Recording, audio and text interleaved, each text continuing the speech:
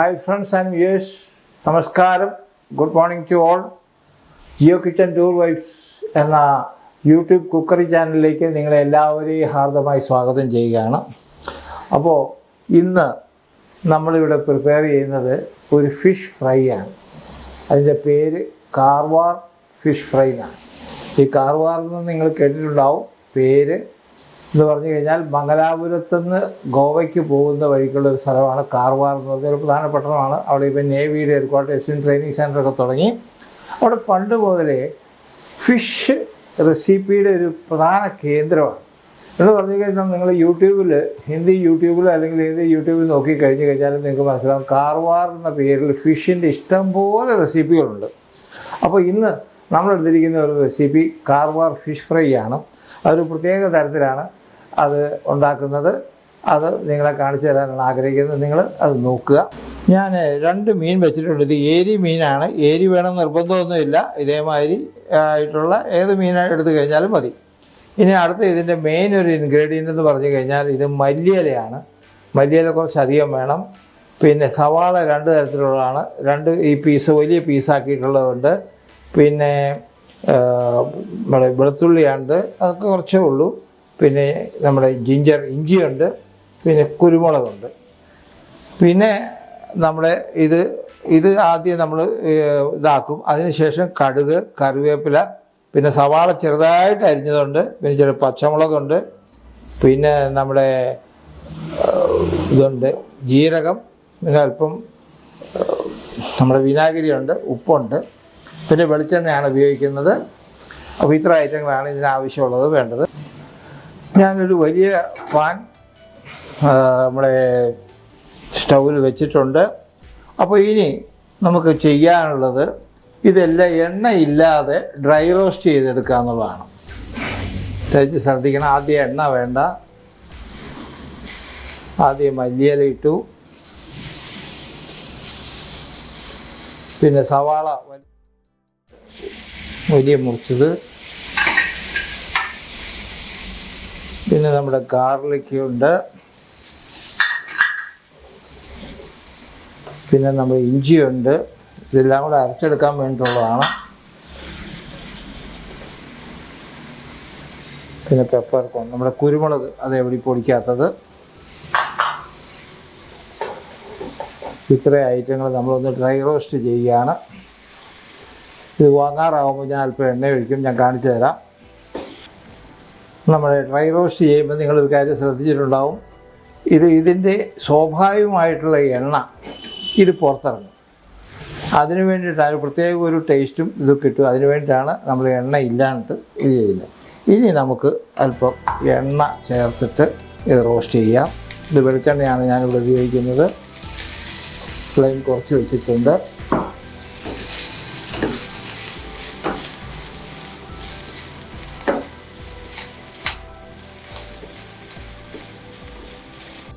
Flame കുറച്ച് വെച്ചിരിക്കുകയാണ്. ഇനി ഇത് ഏകദേശം ആയിട്ടുണ്ട്. ഇത് നമുക്ക് ഫ്ലെയിം ഓഫ് ചെയ്തിട്ട് കുറച്ച് നേരം തണുക്കാൻ വെക്കാം. അതിനുശേഷം ഇത് ഗ്രൈൻഡ് ചെയ്തെടുക്കാം. ഉപ്പും കൂടെ ചേർത്ത് നമുക്കൊന്ന് അരച്ചെടുക്കാം.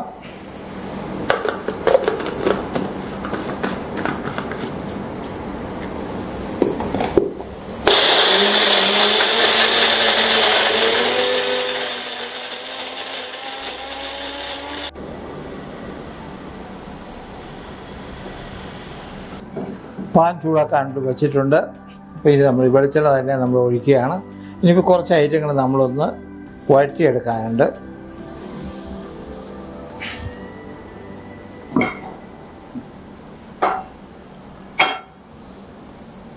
നമ്മൾ മുമ്പേ കാണിച്ച് അത് നമ്മളിവിടെ അരച്ചും ഒരു പ്ലേറ്റിലെടുത്ത് വെച്ചിട്ടുണ്ട്.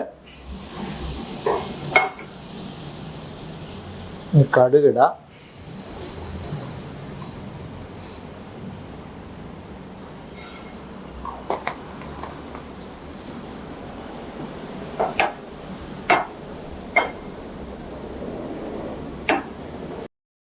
കടുക് പൊട്ടി. നമുക്ക് കറിവേപ്പില ഇട്ടു.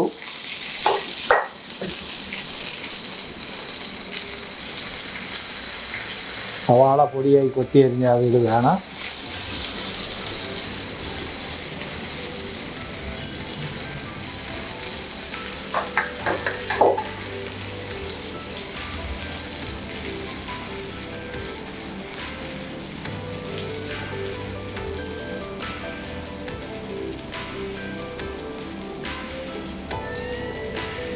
പച്ചമുളക് ഇടുകയാണ്. പൊടിയായിട്ട് അരിഞ്ഞ പച്ചമുളകാണ്. നമ്മുടെ ജീരകം 1 ടീസ്പൂൺ ജീരകം ചേർക്കാനുണ്ട്.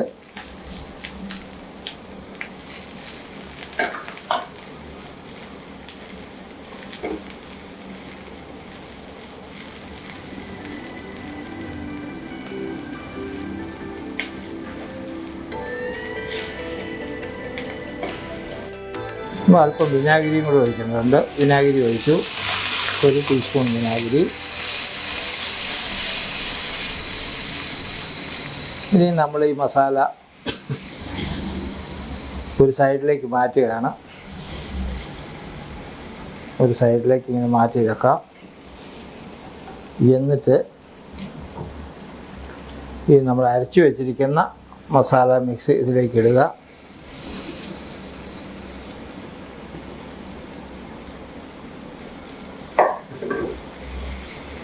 ചെറുതായിട്ടൊന്ന് റോസ്റ്റ് ചെയ്യും, വഴറ്റിയെടുക്കും.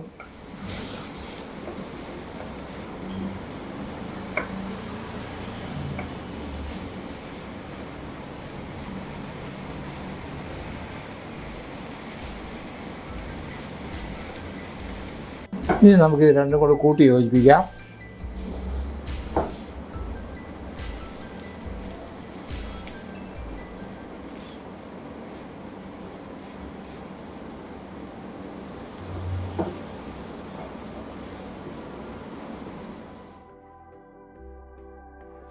മസാല വഴറ്റിക്കൊണ്ടിരിക്കുകയാണ്. നമുക്കല്പം മഞ്ഞൾപ്പൊടിയും മുളക് പൊടിയും ചേർക്കാനുണ്ട്.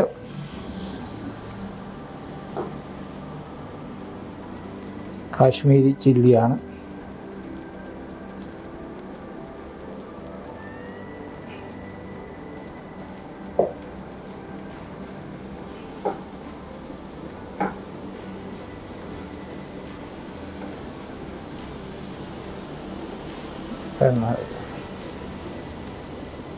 അല്പം എണ്ണ കൂടെ ചേർത്തു.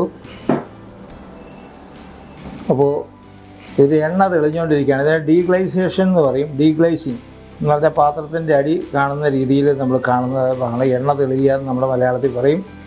അതിപ്പോൾ നടന്നുകൊണ്ടിരിക്കുകയാണ്.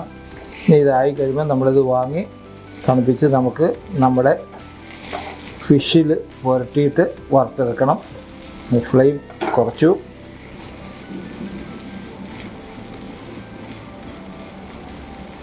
ഇത് മതി, നമുക്ക് വഴറ്റിൽ നിർത്താം. ഇനി നമുക്ക് നമ്മുടെ ഈ അരച്ച മസാല നമ്മൾ മീനിൽ തേച്ച് പിടിപ്പിക്കാം.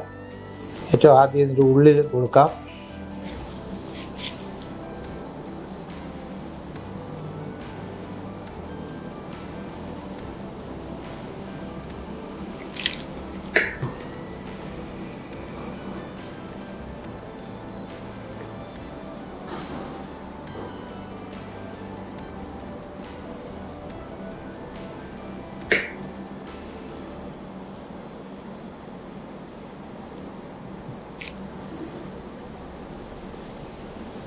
ഇനി പുറമേ പുരട്ടുന്നു.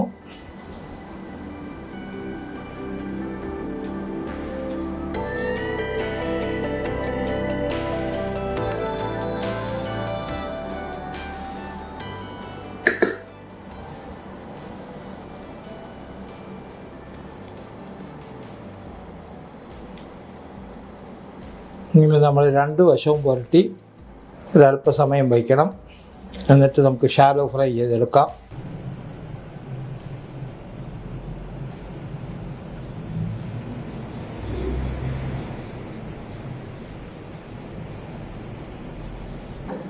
നമ്മൾ പാൻ വെച്ചിട്ടുണ്ട്. പാൻ ചൂടാവുന്നുണ്ട്. അപ്പോൾ നമ്മൾ എണ്ണ ഒഴിച്ച് നമ്മൾ ഷാലോ ഫ്രൈ ചെയ്യുക. ഇത് ഡീപ്പ് ഫ്രൈ വേണ്ട, ഷാലോ ഫ്രൈ ആണ് ചെയ്യുന്നത്. കോക്കനട്ട് ഓയിലാണ്, വെളിച്ചെണ്ണയാണ്. കാരണം കാർവാർ ഏരിയ അത് കർണാടക ഏരിയ ആണ്. അവിടെ വെളിച്ചെണ്ണയാണ് കൂടുതൽ ഉപയോഗിക്കുന്നതാണ് എൻ്റെ അറിവ്. ചൂടാവട്ടെ. പാൻ ചൂടായിട്ടുണ്ട്. നമ്മൾ വെളിച്ചെണ്ണ ഒഴിച്ചിട്ടുണ്ട്. ഇപ്പം നമ്മളിതിലേക്ക് വെക്കുകയാണ്. 2 പുറത്തും നമ്മൾ മസാല പുരട്ടിയിട്ടുണ്ട്.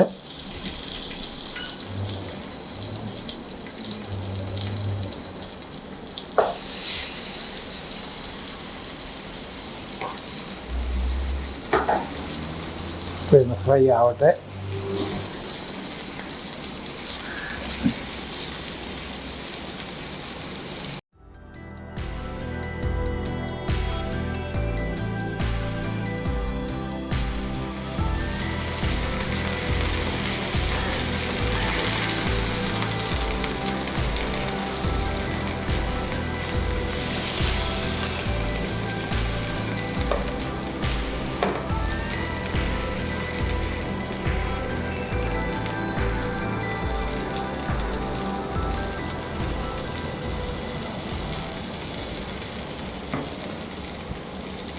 നമ്മുടെ ഫിഷ് ഷാലോ ഫ്രൈ ആയിട്ടുണ്ട്. അപ്പോൾ നമുക്കിനി സ്റ്റൗ ഓഫ് ചെയ്തിട്ട് നമുക്ക് പതുക്കെ എടുത്തിട്ട് പ്ലേറ്റ് ചെയ്യാം.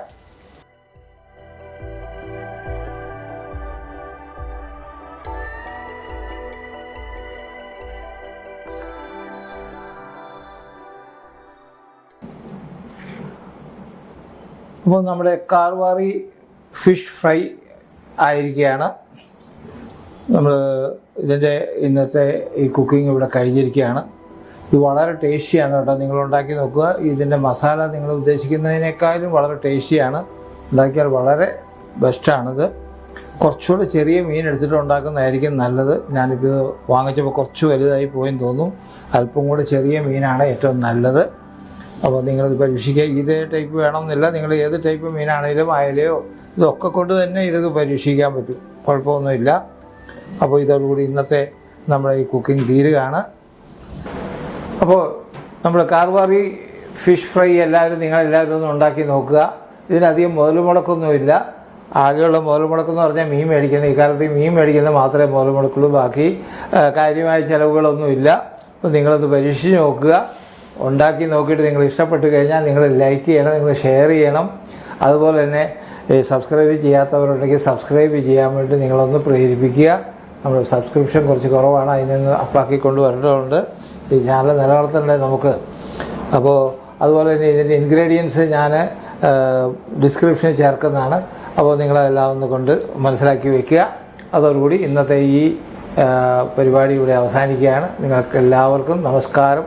ജയ് ഹിന്ദ്.